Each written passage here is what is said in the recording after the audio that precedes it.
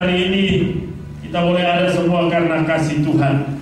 Bapak Ibu dan Saudaraku yang kasih dalam Tuhan Yesus Kristus, kita tahu bahwa ini merupakan minggu yang kedua ya di bulan Februari. Tanpa terasa kita sudah masuk bulan yang kedua, bahkan di minggu yang kedua. Ini semua karena pemeliharaan Allah yang luar biasa. Sore hari ini saya dikasih tema dari Kitab Mazmur pasal 23. Pada ayat yang kedua, Ia membaringkan aku di padang yang berumput hijau. Saudara, saya rindu kita membacakan ayat ini secara keseluruhan. Dari Kitab Mazmur pasal 23, kita bisa buka bersama-sama. Dan kita akan baca, mendengarkan firman Tuhan ini dari ayat 1 sampai ayat yang ke-6. Mazmur pasal 23. Mazmur pasal 23 ayat 1 sampai 6. Tuhan adalah gembalaku, takkan kekurangan aku. Ia membaringkan aku di padang yang berumput hijau. Ia membimbing aku ke air yang tenang. Ia menyegarkan jiwaku. Ia menuntun aku di jalan yang benar oleh karena namanya. Sekalipun aku berjalan dalam lembah kekelaman, aku tidak takut bahaya, sebab Engkau besertaku. Gadamu dan tongkatmu, itulah yang menghibur aku. Engkau menyediakan hidangan bagiku di hadapan lawanku. Engkau mengurapi kepalaku dengan minyak, pialaku penuh melimpah. Kebajikan dan kemurahan belaka akan mengikuti aku seumur hidupku, dan aku akan diam dalam rumah Tuhan sepanjang masa. Amin. Ya, puji Tuhan. Bapak Ibu dan Saudara yang kasih dalam Tuhan Yesus Kristus, kalau bicara tentang Mazmur pasal 23, ini Mazmur yang ditulis oleh Raja Daud ya. Di situ sudah jelas Mazmur Daud, dan Daud menuliskan Mazmur ini pada hari-hari tuanya ya, menjelang ajal atau menjelang kematian. Kita tahu bahwa pewahyuan ataupun penulisan Alkitab itu bukan semata-mata hikmat dan kepintaran dari seseorang sebagai penulis di dalam Alkitab, tapi ini semua karena pewahyuan yang mereka terima dari Allah sendiri. Seorang penulis Alkitab, dia menerima pewahyuan dari Allah, baru dia menyampaikan itu, dia menuliskan dalam bentuk surat-surat maupun syair seperti kitab Mazmur yang ditulis oleh Daud ini.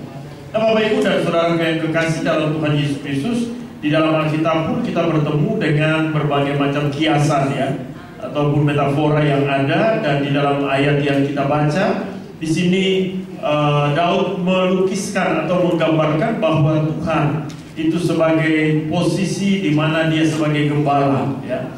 Sementara umat Tuhan atau orang percaya diposisikan sebagai domba-dombanya.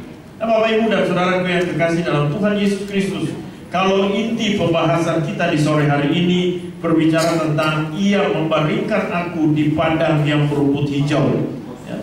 Di satu kalimat yang luar biasa. Nah, Bapak Ibu dan Saudara, saya waktu baca ayat ini, saya tidak pernah menjadi gembala daripada sapi, daripada kambing, daripada domba. Sekalipun dulu masih kecil pun ada anjing piaraan, ada bebek piaraan, atau ada ayam piaraan. Tapi kurang tepat kalau saya menyebut diri saya sebagai gembala daripada binatang-binatang tersebut, karena saya tidak fokus di dalam pemeliharaan binatang-binatang itu. Namun pengalaman saya teringat pada tahun 87 ya, ketika saya ada dalam satu tim misi di mana kami mengadakan penginjilan di daerah-daerah terpencil ya, ini di wilayah Maluku tentunya pada waktu itu. Saya teringat satu peristiwa, saya pergi ke Pulau Buru ya. Pulau Buru itu pada zaman Pak Harto, kita tahu setelah G30 SPKI, di sana menjadi tempat pembuangan ya, gembong-gembong PKI ya. Jadi yang punya sudah termasuk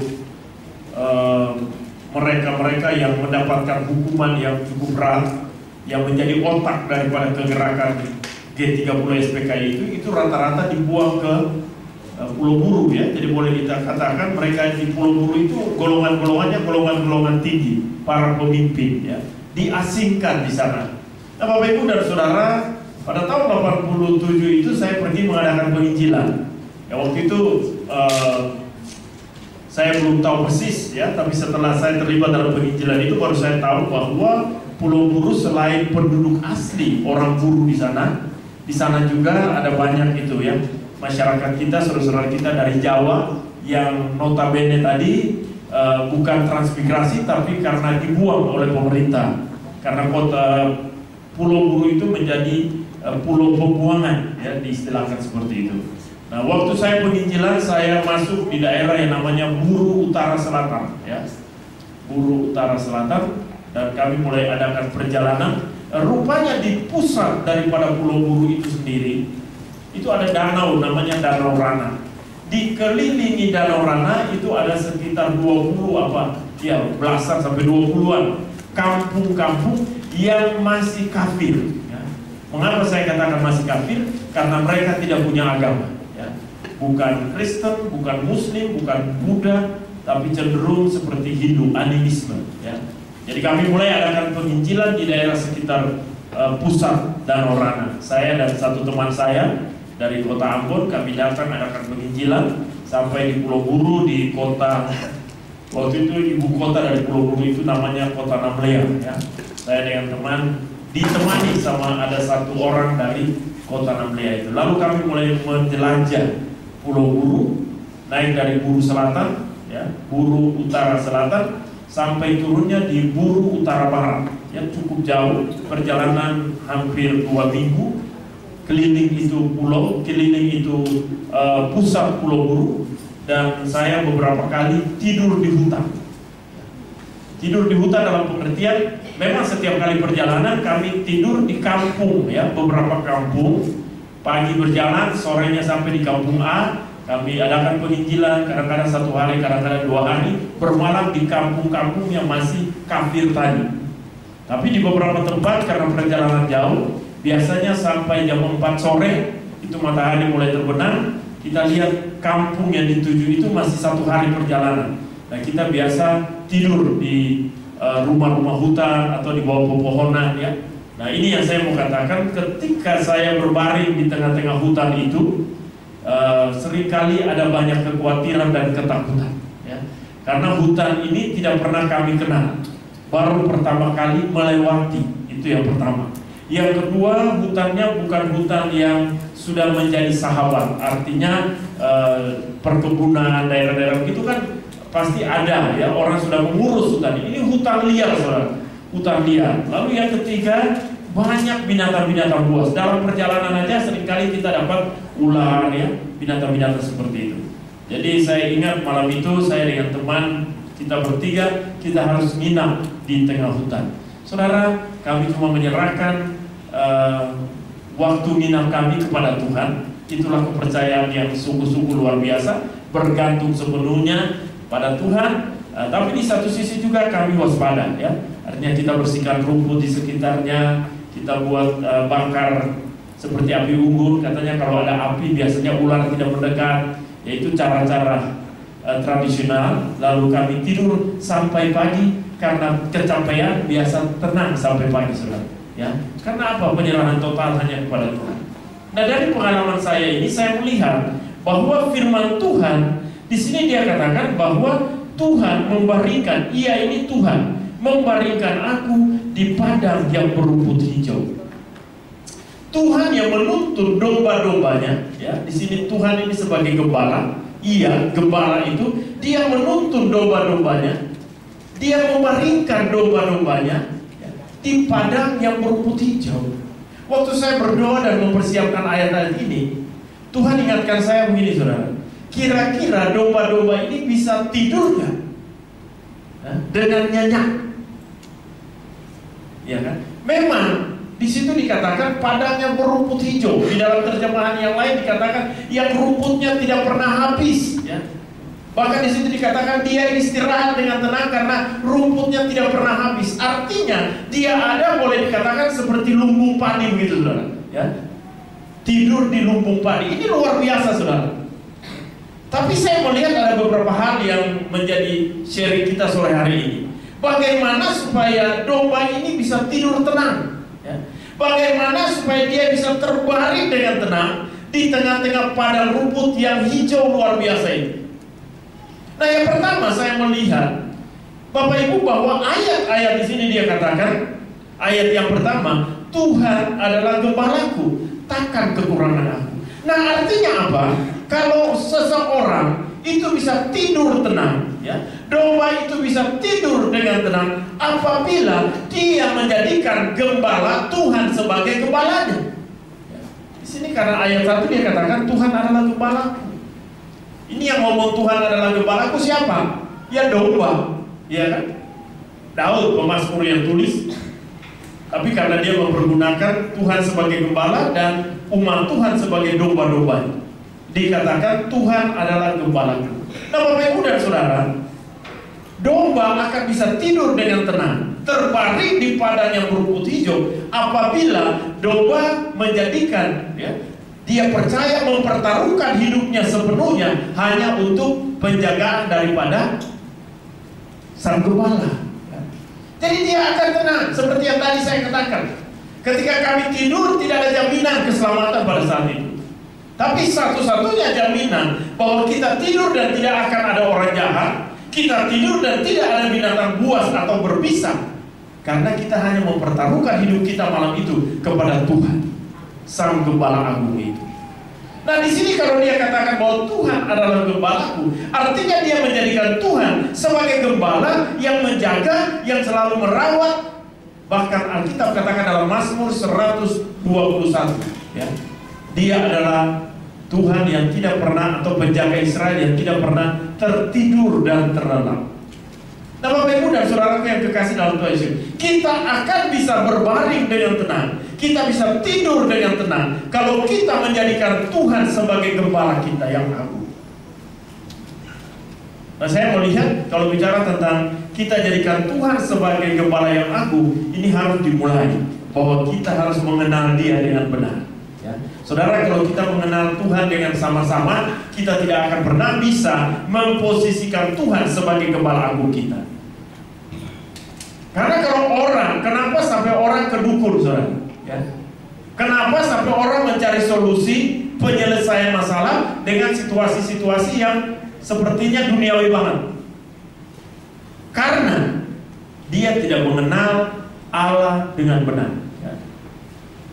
Saya punya tetangga, seorang pilot, rumah cukup baik, termasuk kawasan perumahan mewah yang ada di Sentul.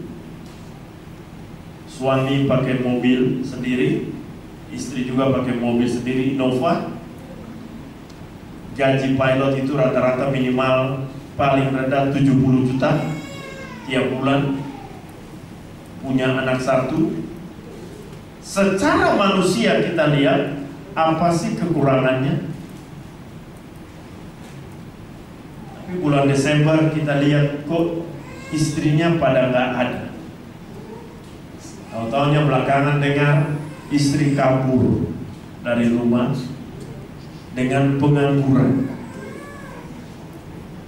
Sampai satpam aja geleng-geleng kepala. Satpam bilang ini orang ibu ini bodoh banget. Ya. Kalau mau lari dong dengan konglomerat. Iya kan? Artinya orang dunia masih menilai seperti itu, saudara. Artinya kalau mau lari, ya lari harus ada untungnya. Jangan lari dengan pengangguran. Yang beberapa kali pun karena tetangga saya lihat seringkali datang dengan motor. Malam-malam, tengah malam orang udah tidur dengan motor berhenti di depan rumah saya. Ternyata ngapel, saudara. Sangat kasihan sebetulnya. Sementara suami, ya sebagai pilot gajinya gede, punya masa depan yang luar biasa. Dan mengapa sampai dia mencari solusi? Waktu orang tua daripada kedua anak ini, dari suaminya ini, ketemu saya lalu ngobrol dengan saya, dia katakan, Pak Pendeta, ya, mantu saya pergi dari rumah meninggalkan sepucuk surat bahwa dia tidak bisa bertahan dengan suaminya karena suami tidak begitu memperhatikan dia.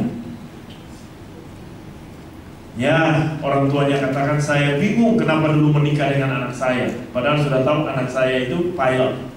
Apalagi istrinya juga mantan pramugari. Seharusnya sudah tahu bahwa pilot itu pasti sulit, sampai kadang-kadang tengah malam pun ditelepon untuk pagi-pagi harus berangkat. Pulang malam, pagi-pagi udah berangkat terbang lagi. Ya. Nah, maksud saya begini saudara, kenapa ibu muda ini mencari solusi dengan kabur dari rumah? Ya sederhana kalau menurut saya, karena dia tidak mengenal siapa gembala agung dia. Kalau orang mengenal, pasti orang itu akan cari Tuhan. Ya. Ada satu juga kenalan saya, suaminya pilot, ya, tapi suaminya sudah kabur juga, ya, dengan wanita lain, saudara. Tapi istrinya setia sampai hari ini. Dengan anak, dia membesarkan anak, dia nggak peduli, dia terus cari Tuhan, setia di dalam beribadah. Menurut saya kenapa? Ya karena dia tahu hanya dengan Tuhan semua dapat selesai. Jadi Bapak Ibu dan Saudara yang kekasih dalam Tuhan Yesus Kristus, saya melihat hal yang pertama, seseorang bisa berbaring dengan tenang, ya, kalau dia kenal siapa gembala agungnya yang sesungguhnya. Dan pengenalan itu dimulai kalau ada pergaulan yang intim dengan Tuhan. Ya. Kalau kita tidak pernah baca Alkitab, kalau kita tidak pernah berdoa, kalau kita tidak pernah bersekutu seperti sore hari ini, atau kalau mau bersekutu harus ditelepon, diajak-ajak, dipaksa-paksa, ini bahaya saudara. Ya. Pada waktu kita punya pergumulan, kita begitu mudah untuk tinggalkan Tuhan. Tapi kalau kita setia, bangun pagi-pagi baca Alkitab, dari waktu ke waktu pasti ada peningkatan. Pertumbuhan rohani kita pasti terjadi.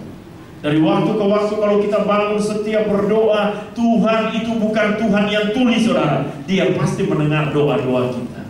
Dia akan menjawab apa yang sesuai dengan kita. Kalau kita rajin bersekutu, ya, saya percaya saudara akan menjadi berkat di mana-mana. Ya. Dan di situ otomatis saudara akan mengenal siapa gembala agung. Dengan mengenal siapa gembala agung, saudara tidak akan pernah khawatir. Artinya pada waktu tidur pun saudara bisa tenang, karena saudara tahu bahwa Tuhan adalah penjaga yang tidak pernah tertidur dan terlelap. Nah saudaraku yang kasih dalam Tuhan Yesus Kristus, yang kedua, saya melihat bagaimana supaya seseorang bisa terbaring dengan tenang. Ya, di sini dikatakan ia membaringkan aku di padang yang berumput hijau. Nah saudara, di dalam ayat yang pertama 1b, kalau 1a tadi dikatakan Tuhan adalah gembala, 1b dikatakan takkan kekurangan aku. Ini ayat ini berbicara tentang jaminan kehidupan, bahwa di dalam Yesus, di dalam gembala agung ada jaminan. Yang pertama jaminan apa? Jaminan kebutuhan hidup.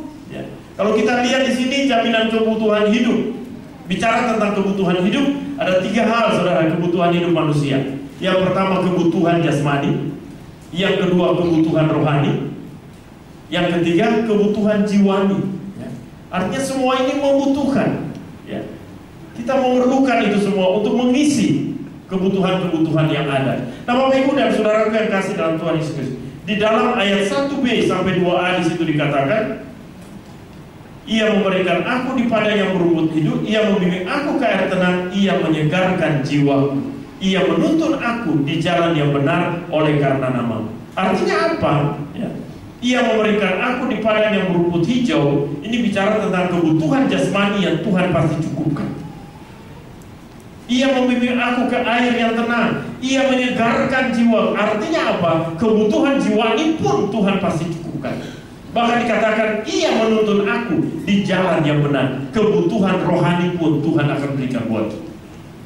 Bapak Ibu bicara tentang kebutuhan-kebutuhan, ya, kebutuhan jasmani. Kita tahu kalau dalam dunia ekonomi, ya, ada banyak. Ada yang pertama yang namanya kebutuhan mutlak. Ya.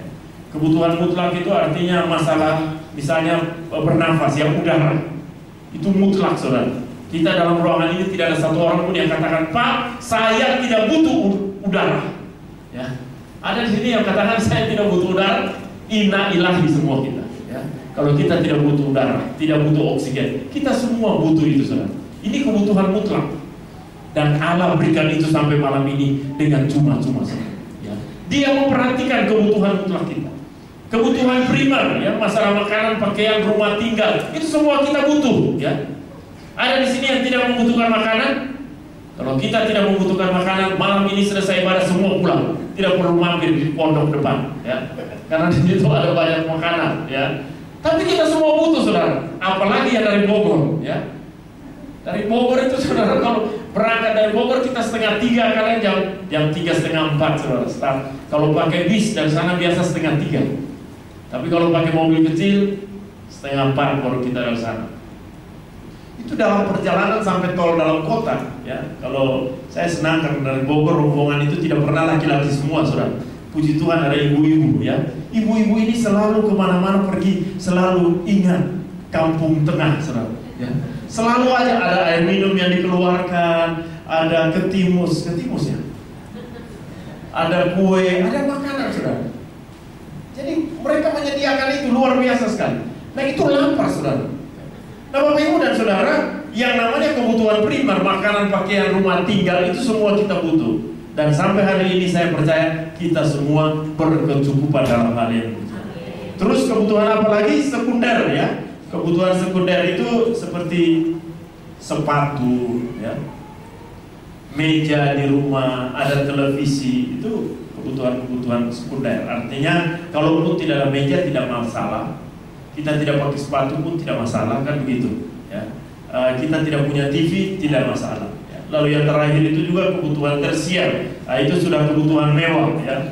Artinya kalau selama ini kalau orang-orang yang berpenghasilan tinggi, ya mungkin kita harus pakai mobil mewah, ada rumah mewah, segala macam berbau mewah, kemewahan, ya. Tapi itu bukan kebutuhan mutlak seperti tadi. Tapi kalau kita lihat bahwa Tuhan pun menjamin semua hal itu, ya. Masalah sekunder, masalah kebutuhan primer ataupun mutlak, itu Tuhan menyediakan. Makanya Roma 11 ayat 36 dikatakan semua itu dari Tuhan. Tuhan menyediakan, ya. Dia menyediakan bagi kita semua. Nah Bapak Ibu dan Saudaraku, kalau bicara tentang kebutuhan jiwani, ya, kebutuhan jiwani, semua manusia pasti memiliki rasa berharga, ingin dihargai, saudara. Ya, semua manusia ingin dihargai. Kalau bicara tentang ingin dihargai, artinya ini kebutuhan jiwani, ya. Ingin dihargai, ya. Nah kalau orang tidak dihargai, akhirnya dia merasa minder jadinya. Dia merasa dia tidak berarti. Terus apalagi ingin dimiliki, ya. Semua orang pengen untuk dimiliki, ya. Ada rasa ingin memiliki sesuatu, ya. Nah, lalu apalagi kebutuhan jiwani yang lain, kebutuhan untuk mencapai tujuan hidup yang terarah. Itu pun juga semua orang punya tujuan hidup. Lalu yang terakhir juga merasa untuk hidup itu semakin berguna, ya. Kalau kita katakan seseorang anak bahwa kamu tidak berguna dan segala macam, ini bahaya juga, ya. Nah ini semua kebutuhan jiwani yang juga Tuhan menyediakan. Nah Bapak Ibu dan Saudara yang kekasih dalam Tuhan Yesus Kristus, yang berikut itu kebutuhan rohani. Artinya apa? Tuhan pun menuntun kita di jalan yang benar, di sini dikatakan.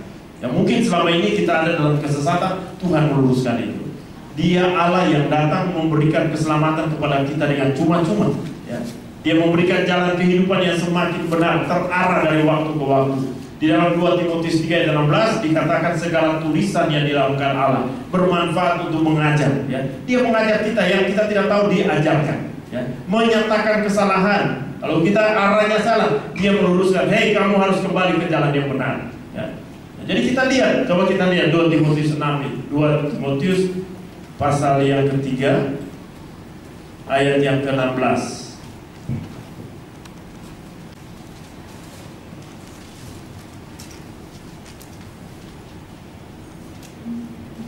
2 Timotius 3 ayat 16. Segala tulisan yang diilhamkan Allah memang bermanfaat untuk mengajar, untuk menyatakan kesalahan, untuk memperbaiki kelakuan, dan untuk mendidik orang dalam kebenaran. Nah di sini kita lihat, ya, bahwa untuk mengajar, firman Tuhan itu mengajar yang tidak tahu menjadi tahu. Dia juga menyatakan kesalahan. Kalau ada hal-hal yang salah diluruskan. Kita tidak pernah baca Alkitab, kita sibuk dengan pekerjaan segala macam. Tuhan luruskan lewat hamba Tuhan yang menyampaikan firman Tuhan. Kita diarahkan untuk kembali ke jalan yang benar, ya. Terus apalagi saudara, memperbaiki kelakuan, ya. Kelakuan yang dulunya nggak benar, waktu kita ikut Tuhan kita punya kelakuan mulai menjadi benar.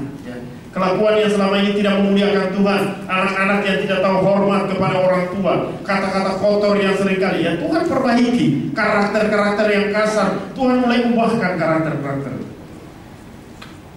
Terus apalagi memperbaiki, mendidik orang dalam kebenaran, mengerahkan kita sehingga kita berjalan di jalan yang Tuhan mau. Nah Bapak Ibu dan Saudaraku yang kasih dalam Tuhan Yesus. Jadi kita lihat bahwa Tuhan menjamin kebutuhan hidup kita. Kebutuhan jasmani, kebutuhan jiwani, bahkan kebutuhan rohani, itu semua disediakan Tuhan. Ini luar biasa. Dalam pengiringan kita akan Tuhan, Tuhan selalu menjamin hal yang demikian. Nah, Bapak Ibu dan Saudara yang kasih dalam Tuhan Yesus Kristus, kita kembali ke Mazmur tadi. Mazmur pasal 23 tadi, di ayat yang keempat dia katakan, sekalipun aku berjalan dalam kekelaman, aku tidak takut bahaya sebab Engkau beserta gada dan tongkat. Nah, di sini juga kita lihat ada jaminan keamanan, ya, jaminan keadaan di mana situasi-situasi yang sulit mungkin kita alami, ya, jaminan keamanan sehingga ada rasa aman kita kemanapun kita pergi, sehingga kita tidak takut, ya. Kalau kita menjadikan dia sebagai gembala, kita tahu bahwa dia menjaga kita, dia melindungi kita. Waktu malam kita tidur, ya, ada banyak orang begitu takut sampai pintu berlapis-lapis, ya. Saya pernah bertamu di daerah Kebayoran Baru. Waktu itu ada mau persekutuan di rumah satu keluarga. Begitu sampai, pintu pagar yang depan buka, ya. Begitu dibuka, satpam, ada 2 orang di depan rumah. Begitu satpam masuk satu pintu lagi, ada satu pintu besi lagi pakai remote control, ya.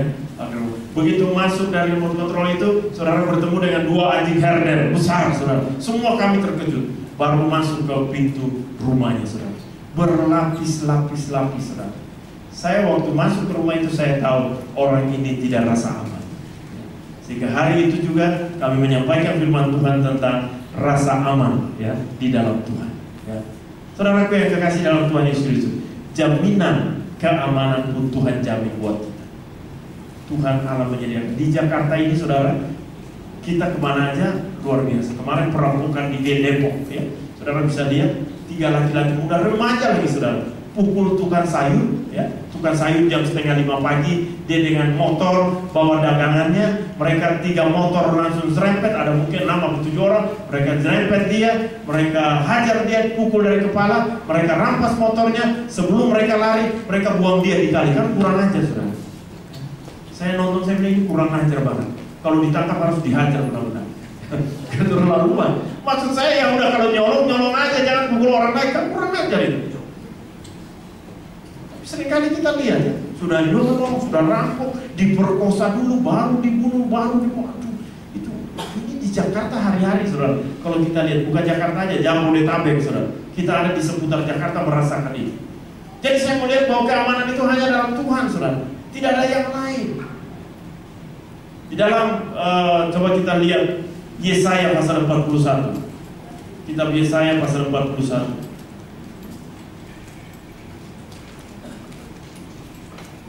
Ayat yang ke-10.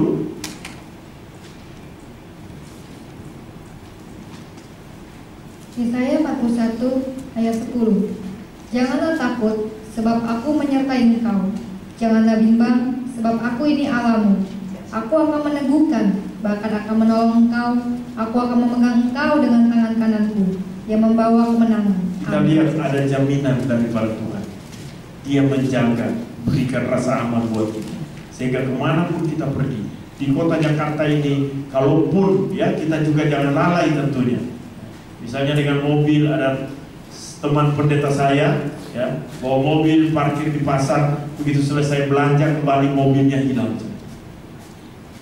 Kita tanya, apa ada kunci pengaman? Enggak, cuma kunci pintu biasa. Menurut saya ini juga tidak waspada, ya. Kita udah tahu kalau perlu kunci 3 kali, ya kan, supaya pencuri juga nggak bisa punya kesempatan seperti itu. Tapi yang pertama tentunya kita tetap jangan minta perlindungan Tuhan. Perlindungan Tuhan. Saudara, mungkin saya pernah cerita seorang misionari di Zaire. Waktu dia diutus dari Swedia, dia melayani di Zaire, lalu dikatakan bahwa dia tinggal agak jauh dari kota, ibu kota. Saudara, setiap setiap bulan dia pergi ke kota untuk berbelanja. Tapi perjalanan dari kampung yang dia layani itu sampai ke ke kota itu membutuhkan waktu 2 hari. Sehingga si misionari ini harus bermalam dengan sepedanya. Ya, jadi dalam perjalanan dia selalu di sepedanya juga bawa tenda, saudara. Di tengah hutan di pinggiran kota, dia harus bermalam di sini, buka tenda dan dia tidur. Satu ketika waktu dia lewat di kampung itu, dia ketemu dengan anak-anak berandalan yang sementara berantem.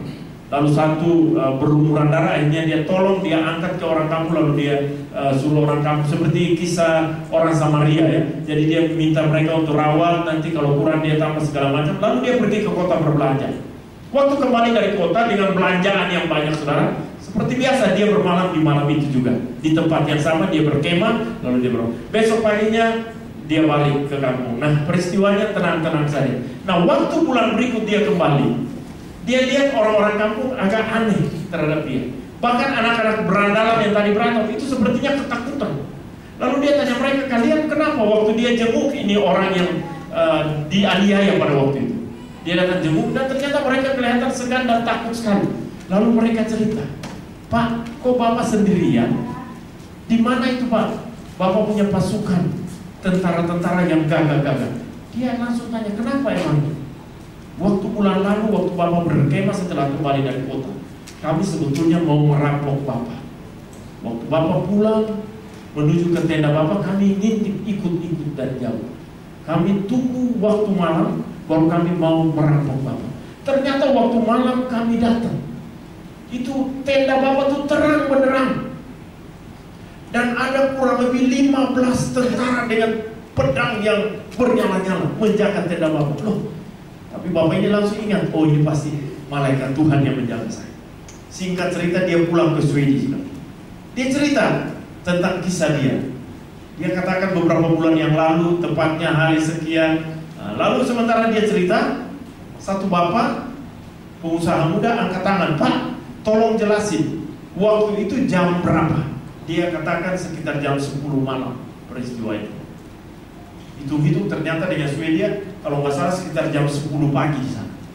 Nah, lalu saudara, pokoknya waktu pagi di Eropa. Lalu waktu dia katakan seperti itu, terus dia cerita lanjut bahwa pada waktu itu mereka lihat ada malaikat-malaikat, sejumlah malaikat. Waktu dia mau bilang angkat, ini pengusaha katakan sebentar Pak, sebetulnya berapa orang Pak? Lalu dia katakan ada 15 malaikat yang menjaga saya.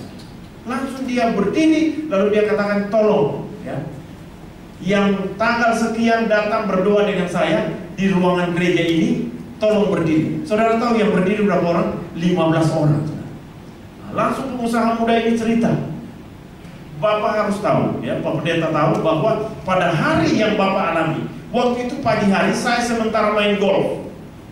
Ini pengusaha kaya, sementara main golf tapi takut Tuhan. Waktu saya main golf, tiba-tiba Roh Kudus menjamah saya. Saya tidak tenang. Roh Kudus katakan pulang sekarang. Panggil teman-teman berdoa siapapun, berdoa untuk misionari A ini yang sementara main. Jadi dia diingatkan Tuhan. Dan hari itu pagi itu dia pulang naik mobil, dia kumpul teman-teman, dia telepon mereka datang ke gereja. 15 orang datang ke gereja waktu pagi berdoa untuk misionari ini karena kepekaan. Singkat cerita, 15 malaikat yang menjaga, rupanya 15 orang punya doa-doa saudara. Mereka berdoa dan Tuhan utus 15 malaikat untuk mengawal dia. Nah saudaraku yang kekasih, kalau tadi saya katakan bahwa jaminan keamanan Tuhan berikan bagi kita sebagai anak-anak Tuhan. Hari-hari ini banyak tekanan, tantangan di kota Jakarta ini yang kita lihat ya, bahkan hari ini lagi ramai ya kan, KPK dengan Polri, luar biasa sekali kan. Kalau penegak hukum sudah berantem, bagaimana dengan rakyatnya? Ini kita harus kuat doa saudara ya.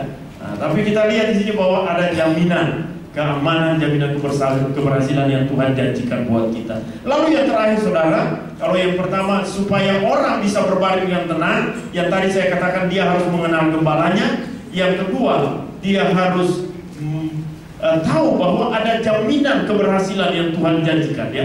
Baik itu jaminan kebutuhan hidup maupun jaminan keamanan dan jaminan keberhasilan. Kenapa saudara jaminan yang poin kedua ini saya katakan? Karena saya melihat kalau jaminan kebutuhan hidup sudah terpenuhi, seseorang bisa hidup dengan tenang tidur. Contoh sederhana aja, kalau lapar susah tidur, betul? Tapi kalau saudara makan dengan kenyang, saudara akan tidur, ngorok lagi. Nah ini yang luar biasa saudara ya. Tuhan menjamin itu semua. Lalu yang terakhir saudara, saya melihat di situ dikatakan di dalam Mazmur 62 ayat 2, hanya dekat Allah saja aku tenang. Nah saudara, kalau seseorang menghadapi ketenangan, otomatis dia bisa tidur dengan baik. Dan Alkitab katakan hanya dekat Allah ya. Kunci untuk kita bisa tenang kalau kita dekat dengan Tuhan. Pergaulan intim dengan Tuhan, ya, bergaul karib, bahkan di dalam persekutuan seperti begini, otomatis kita semakin dekat dengan Allah. Ya. Dalam Alkitab katakan hanya dekat dengan Allah kita tenang. Saudara, kita harus sadar bahwa domba, ya, domba itu diciptakan bukan untuk melawan, saudara. Domba itu diciptakan juga bukan untuk menyerang, saudara. Jadi kalau binatang buas datang, domba itu hanya lari, berlindung, saudara. Ya, beda dengan domba-domba di abad modern, ya. Kalau domba-domba di abad modern ini, dia sering nyerang gembala, kan? Luar biasa sekali. Kalau kita lihat di gereja-gereja, kan banyak domba yang nyerang gembala. Tapi kalau domba yang sesungguhnya, saudara, itu tidak punya perlengkapan. Ya. Kalau kita lihat domba tidak punya tanduk dan segala macam untuk menanduk atau segala macam. Ya. Itu adalah sebabnya peranan gembala luar biasa. Dia berjalan dengan gada dan tongkat, ya. Tongkat untuk menunjukkan jalan, gada untuk menyerang musuh-musuh yang datang, saudara. Bapak Ibu dan saudara yang kasih dalam Tuhan Yesus Kristus, sore hari ini saya mau katakan bahwa kalau ayat yang di dalam Mazmur tadi, ayat yang kedua, ya, Mazmur 23, di situ dikatakan, Ia membandingkan aku, ya, di padang yang berumput hijau. Kita akan menikmati, ya, berkat yang Tuhan sediakan ini. Kita bisa tidur, istirahat dengan tenang. Kalau yang pertama tadi, kita mengenal siapa gembala agung kita. Kita akan tenang. Kalau kita mengenal Dia, saya percaya kita bisa berbaring dengan tenang. Yang kedua, kalau kita tahu persis bahwa bicara tentang takkan kekurangan aku, artinya Tuhan menyediakan segala sesuatu kebutuhan hidup kita, baik secara jasmani, rohani maupun jiwani. Bahkan jaminan keamanan Tuhan jamin buat setiap kita. Lalu yang ketiga, ada rasa tenang kalau kita dekat dengan Allah. Ini 3 kunci yang membuat kita bisa terbaring, bisa berbaring di padang yang berumput hijau. Saudara, orang tidak akan berbaring di atas makanan yang berkelimpahan kalau jiwanya nggak tenang. Saudara. Orang susah untuk terbaring di atas kekayaan dan segala macam kalau hidupnya nggak tenang. Itu sebabnya Alkitab menjamin 3 hal ini. Sore hari ini saya berdoa supaya apapun yang menjadi problema hidup kita, ingat, mungkin sore ini kita datang dengan berbagai pergumulan hidup, tapi Dia adalah gembala agung kita yang memenuhi apa saja yang menjadi kebutuhan kita. Mari kita berdoa.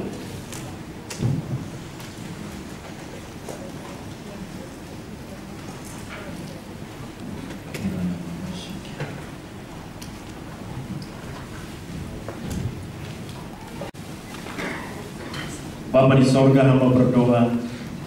Hamba sudah berhenti berbicara, tapi mari Roh Kudus ambil alih waktu ini. Tuhan, Engkau tahu kebutuhan daripada umat-Mu. Kami yang datang, Tuhan, tidak ada satu orang pun yang sempurna. Kami punya keterbatasan. Tidak ada satu orang pun yang terbebas dari pergumulan. Kami semua datang dengan pergumulan hidup kami. Tapi kami percaya Allah kami di dalam Yesus Kristus, Allah yang sanggup untuk memulihkan dan menolongkan. Hatiku percaya,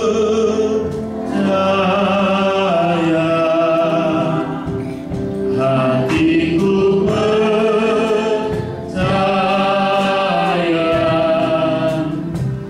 hatiku percaya,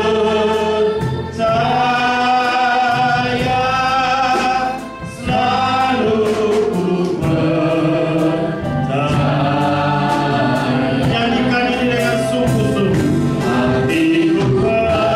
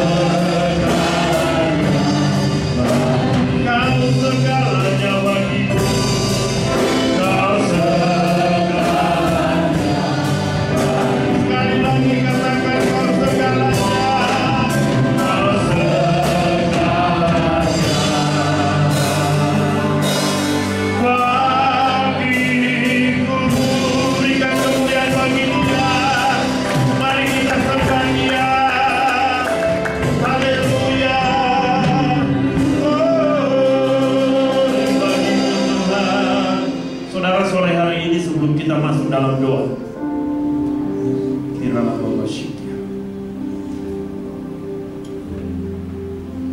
Kiralah Bapak Shikya. Firman Tuhan katakan, Ia membaringkan aku di padang yang berumput hijau. Mungkin selama ini kita tidak bisa berbaring dengan tenang, karena kita tidak mengenal Gembala Agung yang sesungguhnya. Itu sebabnya ketika masalah datang, persoalan datang, kita menyelesaikan dengan cara kita sendiri. Kadang-kadang kita menyelesaikan dengan pikiran kita. Kadang-kadang kita menyelesaikan satu persoalan berdasarkan pengalaman kita. Tidak pernah kita libatkan Tuhan. Kadang-kadang kita menyelesaikan persoalan datang kepada orang pintar, datang ke dukun, atau menyelesaikan dengan cara kita sendiri. Tapi malam hari ini, kenal Gembala Agung. Dia Allah yang menjamin hidup kita. Saudara, kalau selama ini persoalan rumah tangga, sakit, penyakit, persoalan dalam pekerjaan, itu datang kepadamu dan engkau menyelesaikan dengan caramu sendiri selama ini. Malam hari ini taruh tangan di dada dan katakan, Tuhan, aku mau. Aku minta pemulihan yang dari Allah malam ini. Tuhan, aku mau Engkau sendiri yang datang menyelesaikan persoalan. Aku menjadikan Engkau sebagai Gembala aku. Hal yang kedua, supaya kita bisa berbaring dengan tenang. Ada jaminan kebutuhan hidup yang Dia berikan bagi kita. Baik itu jaminan jasmani, jaminan jiwani, maupun jaminan rohani. Mungkin selama ini sampai hari ini kita terus bergumul dengan masalah kebutuhan-kebutuhan, sandang, pangan, papan, masalah sekolah dari anak-anak. Saudara sementara bergumul untuk hal tersebut. Masalah makanan, kehidupan dari waktu ke waktu. Mungkin saudara sementara bergumul dengan pekerjaan dan usahamu. Bahkan mungkin sakit penyakit yang menggerogoti hidupmu, dan engkau sementara bergumul untuk hal itu. Sore hari ini engkau taruh tangan di dada dan katakan, Tuhan, ini engkau sementara bergumul masalah pergumulan keluarga, rumah tangga, masalah suami, masalah istri, masalah anak-anak, masalah orang. Tuhan melihat jeritan hatimu yang paling dalam.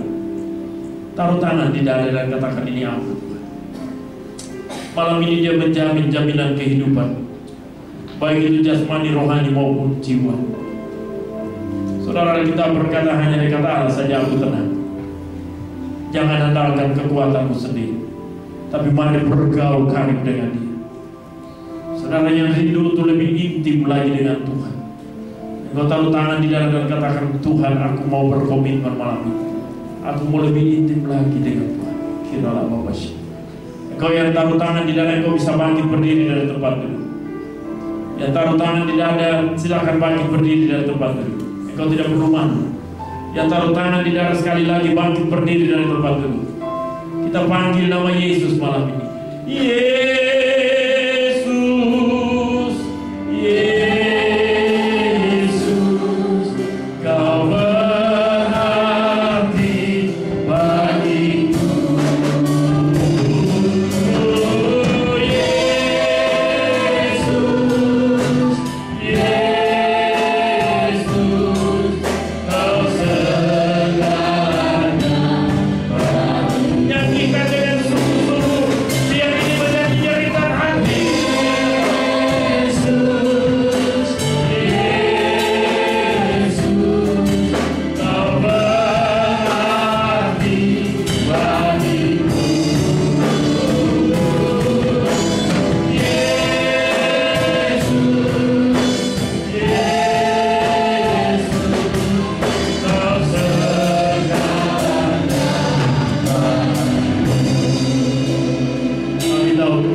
Engkaulah jawaban dalam hidup.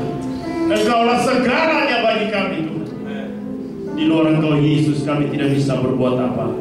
Aku berdoa malam hari ini dari tempat ini, Tuhan, mereka yang mengambil keputusan, yang meresponi firman Allah, baik yang taruh tangan di dalam maupun yang bangkit berdiri, bahkan yang secara diam-diam jeritan hati itu terdengar di sorga. Tuhan Engkau yang di sorga turun melangkah dan menjamah mereka semua dalam nama Yesus. Sehingga malam ini mereka yang datang yang pergumulan rumah tangga, Tuhan pulihkan dalam nama Yesus. Yang datang yang pergumulan masalah ekonomi, kebutuhan hidup dari waktu ke waktu, Tuhan pulihkan. Bahkan yang datang malam hari ini dengan pergumulan sakit penyakit, aku berdoa dalam nama Yesus, biar tanganmu yang berluampaku menjamah mereka, dan kesembuhan boleh terjadi oleh bilur-bilur darah Yesus. Terima kasih Tuhan. Apapun pergumulan yang anak-anakmu bawa malam ini, Tuhan Engkau lihat kedalaman hati kami. Biarlah malam ini kami pulang, kami berbeda Tuhan. Hamba berhenti berbicara, tapi hamba berdoa biarlah Roh Kudus termeterai dalam kehidupan kami, sehingga firman ini menjadi hidup dan memerdekakan kami semua. Terpujilah Kristus. Haleluya. Yang percaya katakan amin. Puji nama Tuhan.